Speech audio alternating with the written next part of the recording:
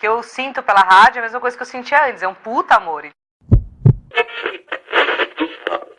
Eu me lembro de ter ligado a rádio no carro e falar, o que é isso que tá tocando? Dava um poperô, uma coisa assim. Demorou pra cair a ficha, demorou pra gente perceber que aquilo tinha acabado.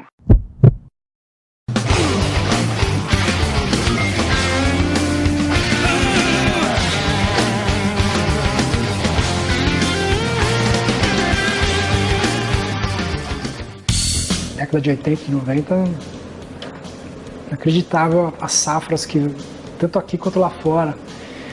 E isso influenciava a gente que era moleque. No Rio, o Barão, a Blitz, o Hit, o Léo Jaime, o Lulu, os Miquinhos Amestrados, Paralamas, né?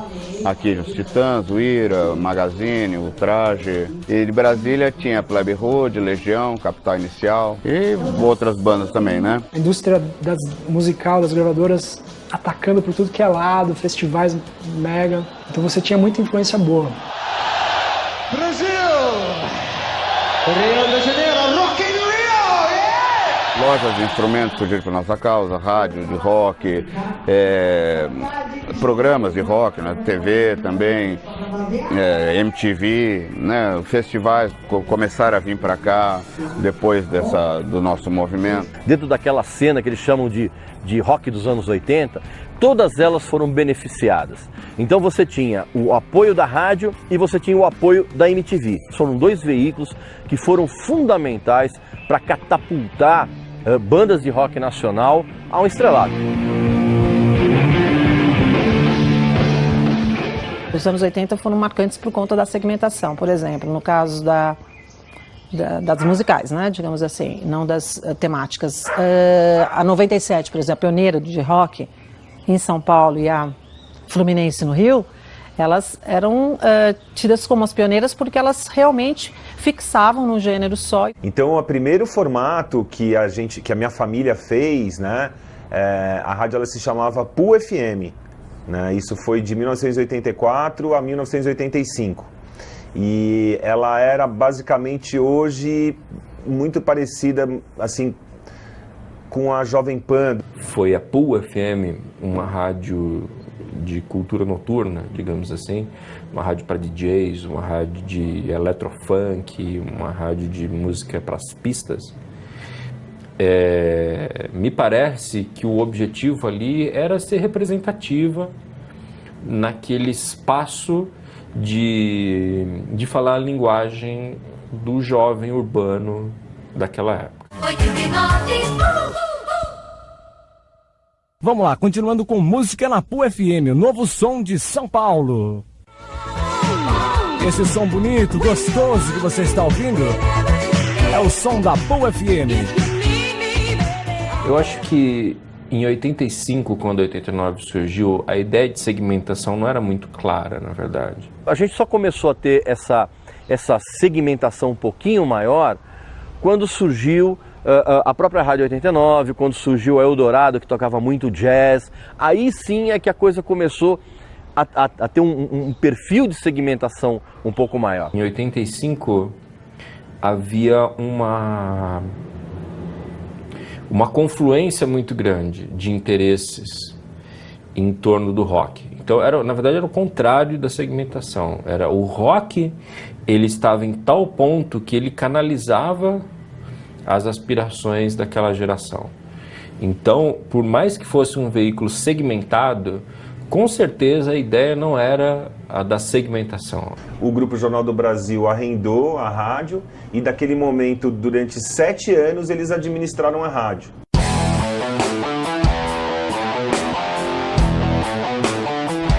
O primeiro slogan era 89. Era ZYD 906, 89,1 MHz São Paulo, 89 FM, a rádio do rock. Que foi o Jornal do Brasil que fez.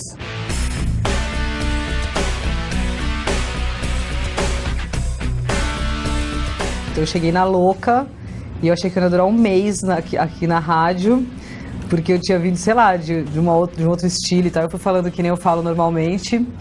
E aí o diretor da época, que era o Luiz Augusto, ele falou, não, tá legal, continua assim, que não sei o quê, nananã, pode virar uma referência. Eu não me considero uma referência. Então, aumenta o som, cara, tuxa esse volume aí no talo, porque agora, ó, Nirvana.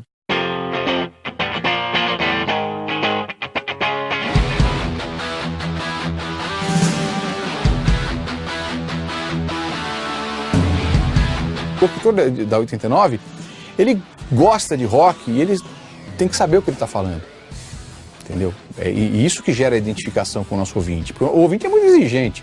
O ouvinte de rock, o fã de rock, ele percebe quando o cara não sabe o que está falando, percebe. E a rádio tinha essa função, assim como tem hoje, né, de apresentar as bandas pro público. E tinha essa relação de aluno com a rádio rock. A 89, ela fazia coisas que nenhuma outra rádio fazia, como transmitir shows ao vivo. Essa foi a primeira música que a gente lançou na Rádio Rock. E foi mais ou menos assim. Não me importa mais não ter como voltar. Os discos tocavam de manhã, à tarde a gente estava vendendo aqui. As pessoas ouviam e iam correndo buscar uma cópia original, era muito legal. Eu acho que parte do nosso sucesso a gente deve a 89, porque era o único lugar que tocava coisa. Mas cada um tinha sua 89, né? Eu lembro nessa coisa de 89 faz parte da minha vida, os ouvintes têm histórias incríveis, assim, sobre coisas que pra mim não foram tão marcantes, mas é que é isso, cara, a rádio é um negócio muito vivo, né, você tá lá, o cara é teu amigo, a rádio, né? Eu acho tão mais gostoso deixar o rádio ligado e ficar escutando, parece que você nunca tá sozinho. O rádio, a estação de rádio, no caso, é muito melhor, tem uma interatividade, um bate-papo, uma coisa assim, diversificada, né? A minha vida, a vida das minhas filhas, elas curtem as músicas da minha época, tudo que a gente ouve essa rádio. É com você mesmo que eu quero falar. A gente teve um momento muito bom também em 99, né, até 2002, assim. Ali a gente também teve um momento comercial muito bom, né. Eram diferentes os anunciantes, né, mas a gente já tinha naquele momento as montadoras e estavam começando as operadoras de celular. Né, também a ter uma participação mais efetiva. Depois começou a cair, isso foi por volta de 2004 também, né, e aí foi caindo até 2006, quando a gente fez a mudança pro pop. Aí eu fiquei até o final da era, né, da primeira era da Rádio Rock, que foi 2006, e a minha vida acabou.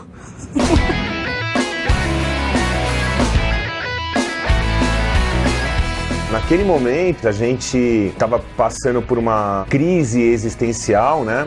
E o rock nacional, ele também não passava por um bom momento, né? Em 2005, 2006. Ela foi ficando muito pop, por conta até da programação que vinha chegando. Então, os músicos acho que foram os culpados. Porque eles não tinha tanto mais rock and roll novo, e as gravadoras que traziam esse material, aí o público foi ficando menor. Isso que aconteceu dos anos 2000 pra frente, eu acho que foi a internet.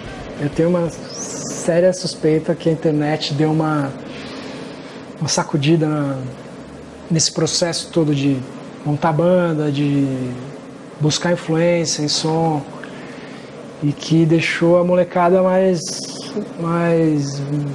mole, assim, sabe? Menos rock, menos atitude, menos pegada, menos guitarra. E o próprio mercado, né, começou a pedir coisas mais leves, eu achei. As grandes bandas que faziam parte do conteúdo do 89 no passado, elas realmente entraram num limbo criativo muito grande.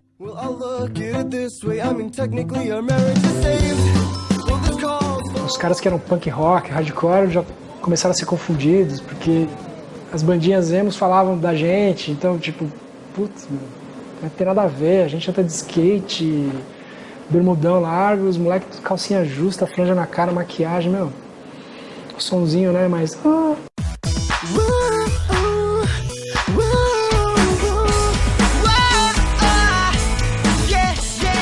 Nós somos os culpados. Nós, quando eu digo a rádio, e nós ouvintes, porque eu também sou ouvinte, faço parte. Eu ouço 89. Aí a gente veio com um monte de banda emo, que era a época, e a gente não reciclou. A gente não estudou para sair da crise.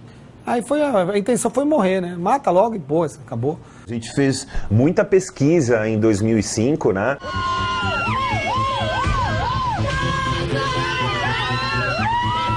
Ei, princesas, que rádio vocês ouvem?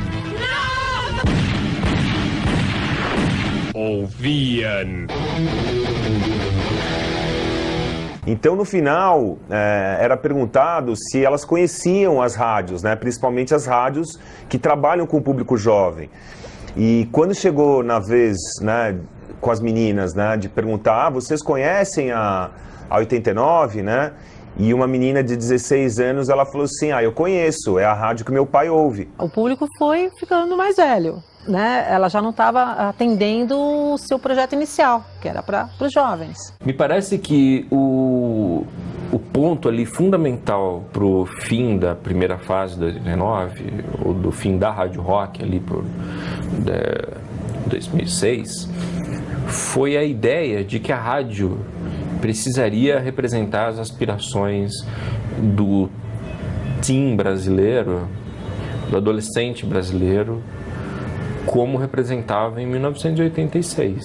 A gente via que também naquele momento o pop, né, vinha com uma força muito grande, até artistas de rap, né, formatando as suas músicas assim pro pop, né? A música eletrônica também ela se destacou, né? Os DJs viraram superstars também, né? Tanto quanto as bandas de rock, né? E isso acabou tendo uma mudança na indústria toda da música, principalmente com as gravadoras, que passaram com certeza pela pior crise da existência, né, delas, e que vem até hoje. Nos anos 2000, 90, ficou institucionalizado, que é o jabá em rádio. Isso começou a determinar a queda das gravadoras, principalmente, porque para gravar um disco foi ficando cada vez mais barato, por causa de computadores e tal. Na época que as gravadoras eram muito fortes, o jabá era um negócio monstruoso, assim. Era um jeito de ganhar vida. Ganhar vida não, de enriquecer. Porque... Tanto que isso foi um dos fatores que também levou as gravadoras a ficarem menores depois, porque isso não teve como se sustentar. No começo era meio uma troca de favores, faz favor, toca essa, sei lá. Depois a gente dá um prêmiozinho para você fazer uma promoção, entendeu? Quem ligar agora ganha um chiclete, sei lá, entendeu? Depois esse chiclete começou a uma prancha de surf, uma caminhonete, uma viagem para o Havaí, e depois passou a ser grana mesmo. Elas estão falidas, né? É mais fácil os caras virem aqui e arrumar um café, alguma coisa para eles, do que eles darem alguma coisa para as rádios. Eu lembro que o Napster era a grande onda do momento, Metallica fez uma campanha contra o Napster.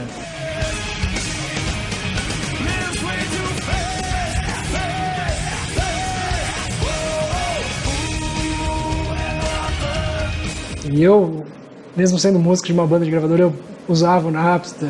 Tipo, era meio contraditório, mas era uma realidade. Quer dizer, quando é uma realidade, é difícil você brigar contra, né? A internet é uma realidade. Pirataria geral. De ficar fácil de você reproduzir, de colocar na internet. Então isso ali, acho que de repente foi um começo ali desse processo, né? Que tem até hoje. Eu lembro que o Raimundos, o Charlie Brown pegaram no final dos anos 90, vendendo 1 milhão, 1,5 milhão. Hoje ninguém vende 1 milhão. As bandas de rock que mais venderam, sei lá, NX0, a gente, os últimos discos, vendendo 100 mil, suando, assim. Porque o CD, ele perdeu aquele glamour, né, de novidade, de ser objeto de desejo, até por conta de você poder fazer isso na tua casa. O rádio perdeu a sua importância a partir do momento em que cada pessoa conseguiu montar a sua própria rádio dentro dos seus MP3 players. O clima era bem ruim, porque assim, a rádio estava passando por dificuldades financeiras e a gente até brincava, né, que toda sexta-feira tinha o paredão.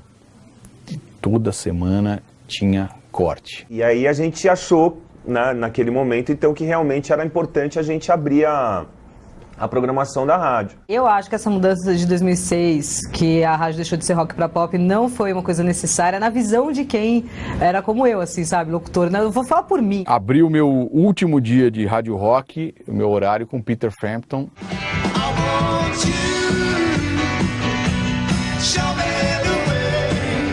E no dia seguinte, na mesma hora, eu estava tocando Cristina Aguilera.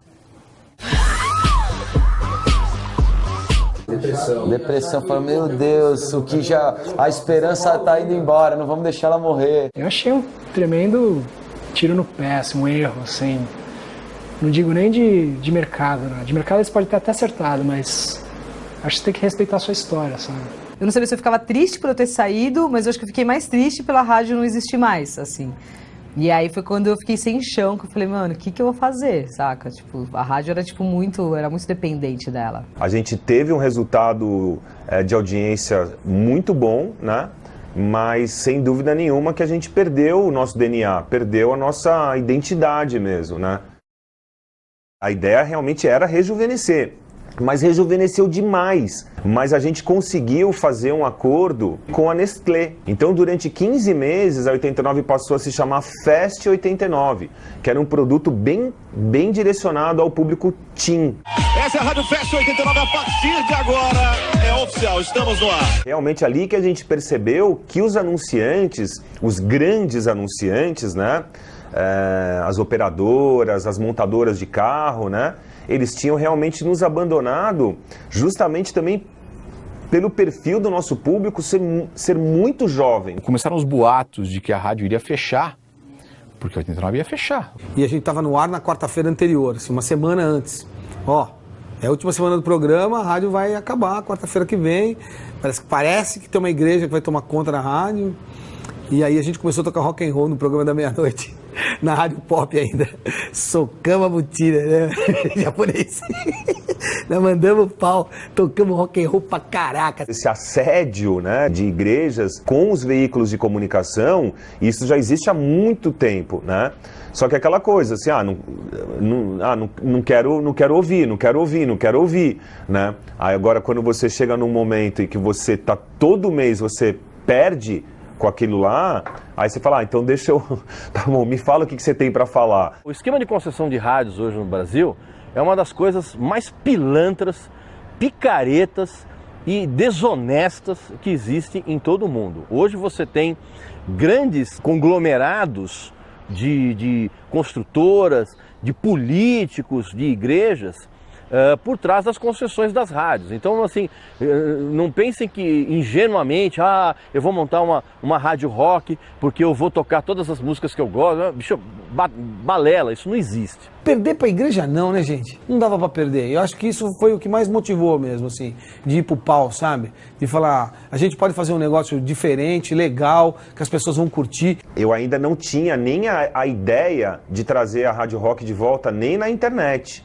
Só que um dia toca meu telefone, a Sônia, né, minha secretária, ela falou, é o advogado da rádio, o Marcelo Nascimento. Aí eu falei, oi Marcelo, ele falou assim, só queria te dar um toque, né, que a marca Rádio Rock, vocês não usam ela já quase há 6 anos. E quando você não usa uma marca, mesmo que você tenha o registro dela por 6 anos, você perde os direitos dessa marca. O que aconteceu era de que a 89 queria voltar na web, né, com a programação de rock para web. E essa movimentação de se criar uma web radio que de alguma maneira emulasse aí a programação original da 89, causou uma grande comoção, né? Não só entre os ouvintes, como também no mercado anunciante, mercado na mídia. Então, houve uma pressão de fora para dentro de que a rádio voltasse. Mas aí, quando a gente tocou e a gente percebeu a força que teve no final de semana que a gente fez, nesse programa que a gente fez, o telefone disparava, os negros mandavam uma mensagem assim pra gente, nós vamos mandar água e comida pra vocês não saírem mais daí, nós vamos trancar o prédio, vocês ficam aí tocando isso.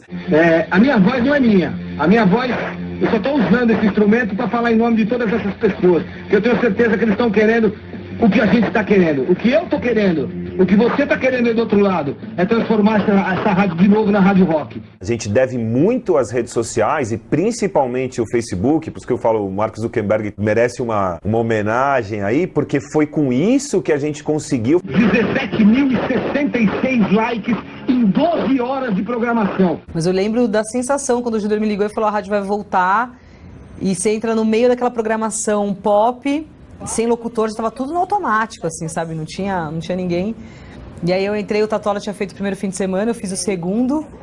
E eu não tava acreditando, assim, parecia que tinha tomado um doce e me jogaram numa fábrica de chocolate, assim, saca? Você fala, mano, isso não tá acontecendo. E aí rolou. Pode falar doce, não? 89. O primeiro fim de semana foi sensacional, eu entrei por telefone, o pessoal me ligou, porque eles estavam meio que homenageando todo mundo que tinha passado pela rádio, então falaram com quase todos os locutores que passaram por aqui, e beleza, e foi um baita sucesso, a repercussão disso aí foi sensacional. Essa ideia surgiu quando a gente lá na agência, na África, nós vimos a rádio no ar um certo domingo.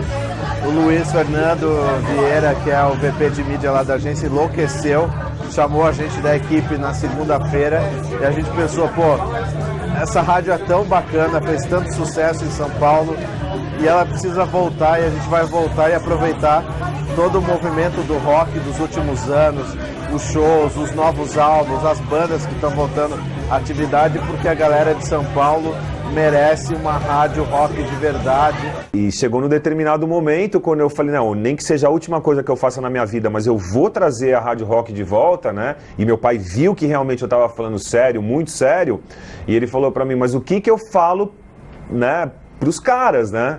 Aí eu falei assim, pode falar que eu vou me matar, se assinar esse contrato que eu me mato. E aí chegou no UOL, né, que é um cliente da África, que tinha acabado de se mudar para a África. Então é uma parceria pra gente ótima, até porque o UOL, pelo fato de ser um veículo de comunicação também, ainda mais de internet, né, ele não traz nenhum conflito com os nossos outros anunciantes. Eu acho legal por ser o UOL, que é uma puta de uma marca. O que importa pra mim é que o cara venha, acredite, invista e a gente continue fazendo o que a gente gosta, que é rock and roll. Casa se começa pelo alicerce, lá embaixo, fazendo buraco. 89 foi assim, a gente pastou para fazer com ferro, concreto, e a hora que a gente tava no quarto andar, a gente desistiu da casa. A casa ficou lá, não dava para cair. A grande maioria das pessoas que consome rádio, ela não consome pelo tipo de música, ela consome o rádio para ela ter uma trilha sonora para alguma coisa que ela está fazendo. O perfil do ouvinte da 89 hoje é muito diferente do ouvinte das outras FMs, né? É um cara que passa muito mais tempo ouvindo a rádio, é um cara que tem uma dispersão muito menor do que o público adolescente. Então, na verdade, o que eu acho é que houve uma clareza de que havia uma oportunidade diferente daquela, mas talvez mais interessante ainda do que aquela. Além do público, vamos dizer, o nosso público das antigas, né, que vinha com a gente até 2006, a gente, graças a Deus, tem conquistado um novo público, né, principalmente os universitários, e por incrível que pareça, né, como os nossos ouvintes, esses de 30, 35 anos, eles são pais hoje, eles estão doutrinando os filhos dele, então o que a gente recebe de foto, de bebê, de criança... Se você vai embarcar, vai se autodenominar rádio rock, você tem a obrigação de englobar todos os estilos e também trazer as novidades. Se você ficar requentando repertório de 20 anos atrás, não faz sentido. Hoje nós temos uma incerteza muito maior do que a gente tinha em 2004. Quando todo mundo sabia como se fazia uma rádio, ganhava dinheiro, agradava as pessoas, subia no Ibope. Né? Hoje ninguém sabe. E eu acho que é muito interessante que ninguém saiba, porque as pessoas podem criar e as pessoas podem ser mais ousadas. E as pessoas podem fazer as coisas porque é importante que sejam feitas e não porque algum guru de marketing disse que ia ser feito.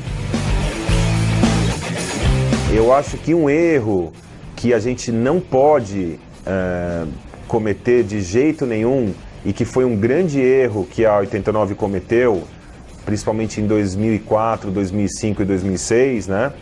Que foi tentar adaptar a rádio, né, a uma realidade que não era dela. Que há espaço para ideias mais naturalmente surgidas e gestadas mais por amor do que por planilhas do Excel. O que o rock significa para mim? Minha vida. Rock é tudo na minha vida. É o meu ganha-pão, minha droga, meu ácido. É um estilo de vida, não é um estilo musical. É o jeito de se vestir, de pensar, de falar, de discutir. Parte de você realmente ser alguma coisa. Passa uma atitude muito positiva, uma atitude forte, assim, uma coisa de não fica satisfeito com o que é apresentado para você, questione. É meio a dança do acasalamento pro homem, sabe? Mulher normalmente não precisa de muita coisa para atrair o sexo oposto. O homem precisa e o rock é meio isso, eu acho.